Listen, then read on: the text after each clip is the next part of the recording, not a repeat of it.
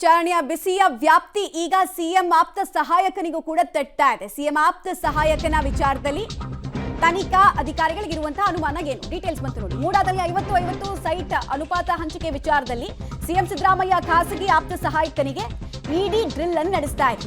CM ಖಾಸಗಿ ಆಪ್ತ ಸಹಾಯಕ ಸಿಟಿ ಕುಮಾರ್ ಅವರನ್ನ ವಿಚಾರಣೆಗೆ ಒಳಪಡಿಸಲಾಗ್ತಾ ಇದೆ. ಬೆಂಗಳೂರಿನ ಇಡಿ ಕಚೇರಿಯಲ್ಲಿ ಸಿಟಿ ರವಿಕುಮಾರ್ ವಿಚಾರಣೆಗೆ ಒಳಪಡ್ತಾ ಇದ್ದಾರೆ. ಸಿಟಿ ಕುಮಾರ್ ಅಲಿಯಾಸ್ ದಿನೇಶ್ ಅವರಿಗೆ ಈಗ ವಿಚಾರಣೆಯ ಬಿಸಿ ತಟ್ತಾ ಇದೆ.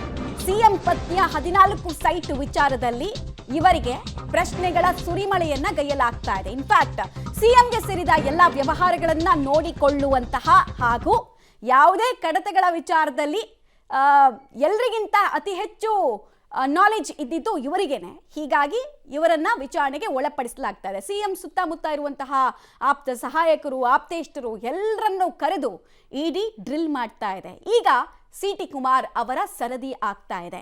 ಸಿಟಿ ಕುಮಾರ್ ಅವರ ಪಾತ್ರಕ್ಕೆ ಸಂಬಂಧಪಟ್ಟಂತೆ ಇಡಿಗೆ ಅನೇಕ ಸಂದೇಹಗಳು ಇದೆ. ಡೀಟೇಲ್ಸ್ ಕೊಡ್ತಾರೆ ಕೆಪಿ ನಾಗರಾಜ್, ನೇರ ಸಂಪರ್ಕದಲ್ಲಿ ಜಾಯ್ನ್ ಆಗ್ತಿದ್ದಾರೆ. ಕೆಪಿ ನಾಗರಾಜ್, ಸಿಟಿ ಕುಮಾರ್ ವಿಚಾರದಲ್ಲಿ ಈಡಿಗಿರುವಂತಹ ಅನುಮಾನಗಳು ಯಾವ್ಯಾವ ರೀತಿ, ಸಂದೇಹಗಳು ಯಾವ್ಯಾವ ರೀತಿ, ಇವರ ಪಾತ್ರದ ಬಗ್ಗೆ ಇರುವಂತಹ ಅನುಮಾನಕ್ಕೆ ಕುರಿತಂತೆ ಏನೇನು ವಿಚಾರಗಳು ಗೊತ್ತಾಗ್ತಾ ಇದೆ, ಎಷ್ಟೊತ್ತಿಂದ ಸಾಗ್ತಾ ಇದೆ ವಿಚಾರಣೆ? ಮಮತಾ, ಇಡಿಯವರು ಓವರಾಲ್ ಆಗಿ ಮೂಡಾದ ಬ್ರಹ್ಮಾಂಡ ಭ್ರಷ್ಟಾಚಾರದ ಬಗ್ಗೆ ತನಿಖೆಗೆ ಇಳಿದಿದ್ರು ಕೂಡ ಎಲ್ಲೋ ಒಂದು ಕಡೆಯಲ್ಲಿ ಸಿದ್ದರಾಮಯ್ಯರ ಪತ್ನಿಯ 14 ಸೈಟ್ಗಳಿಗೆ ಸಂಬಂಧಪಟ್ಟಂತಹ ವಿಚಾರಣೆ ಬಹಳ ದೊಡ್ಡ ಮಟ್ಟದಲ್ಲಿ ಮಾಡ್ತಾ ಇದ್ದಾರೆ ಅನ್ನುವಂತಹ ಲಕ್ಷಣಗಳೇ ಸ್ಪಷ್ಟವಾಗಿ ಕಂಡು ಬರ್ತಾ ಇರುವಂಥದ್ದು. ಒಂದು ಕಡೆಯಲ್ಲಿ ಇವತ್ತು ಕುಮಾರ್ ನಾಯಕ್ ಇಡಿಯಲ್ಲಿ ಹಾಜರಾಗಿರುವಂಥದ್ದು, ಮತ್ತೊಂದು ಕಡೆಯಲ್ಲಿ ಸಿಟಿ ಕುಮಾರ್ ಏನಿದ್ದಾರೆ ಇದು ಸಿದ್ದರಾಮಯ್ಯನವರ ಆಪ್ತ ಸಹಾಯಕ.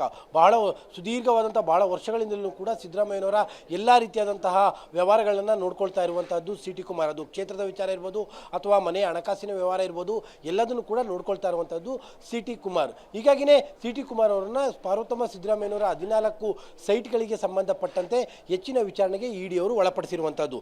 2004ರಿಂದ ಏನು ಮಲ್ಲಿಕಾರ್ಜುನ ಸ್ವಾಮಿಗೆ ದೇವರಾಜ್ ಅವರ ಮೂಲಕವಾಗಿ ಏನು ಜಮೀನು ಬಂತೋ ಆ ಹಂತದ ಬೆಳವಣಿಗೆಯಿಂದ ಹಿಡಿದು ಪಾರ್ವತಮ್ಮನವರಿಗೆ ಅದು ಹಸ್ತಾಂತರ ಆಗುವಂಥದ್ದು, ಹಸ್ತಾಂತರದ ನಂತರದಲ್ಲಿ ಒಟ್ಟು 14 ಸೈಟ್ಗಳು ಅವರಿಗೆ ಮೂಡಾದಿಂದ ಬರುವಂಥದ್ದು, ಈ ಎಲ್ಲದಕ್ಕೆ ಸಂಬಂಧಪಟ್ಟಂಥ ಪತ್ರ ವ್ಯವಹಾರಗಳಿರ್ಬೋದು ಅಥವಾ ಭೂ ದಾಖಲೆಗಳಿರ್ಬೋದು, ಆ ಎಲ್ಲ ವಿಚಾರಗಳಿಗೆ ಸಂಬಂಧಪಟ್ಟಂತೆ ಸಿಟಿ ಕುಮಾರ್ ಬಳಿಯಲ್ಲಿ ಅತಿ ಹೆಚ್ಚಿನ ಮಾಹಿತಿಗಳು ಇರುವಂತಹ ಸಾಧ್ಯತೆಗಳೇ ತುಂಬ ಹೆಚ್ಚಿದೆ.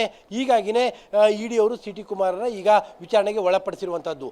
ಇಡೀ ಪ್ರಕರಣದಲ್ಲಿ ಸಿಟಿ ಕುಮಾರ್ನ ನೇರವಾದಂತಹ ಪಾತ್ರದ ಬಗ್ಗೆ ಅಧಿಕೃತವಾಗಿ ಸಾಕ್ಷ್ಯ ಸಿಕ್ಕಿದೆ ಅಂತಲ್ಲ, ಆದರೆ ಈ ಮನೆಯ ಒಟ್ಟಾರೆಯಾದಂತಹ ಬೆಳವಣಿಗೆಗಳು ಅಂದರೆ ಈ ಸಿದ್ದರಾಮಯ್ಯನವರ ಮನೆಯಲ್ಲಿ ನಡೆಯುವಂತಹ ಭೂ ವ್ಯವಹಾರಕ್ಕೆ ಸಂಬಂಧಪಟ್ಟಂಥದ್ದಿರ್ಬೋದು ಅಥವಾ ಬೇರೆ ಥರದ ವಿಚಾರಗಳಿಗಿರ್ಬೋದು, ಎಲ್ಲದಕ್ಕೂ ಕೂಡ ಸಿಟಿ ಕುಮಾರ್ ಬಳಿಯಲ್ಲಿ ಮಾಹಿತಿಗಳಿರುವಂತಹ ಸಾಧ್ಯತೆಗಳಿದ್ದಾವೆ.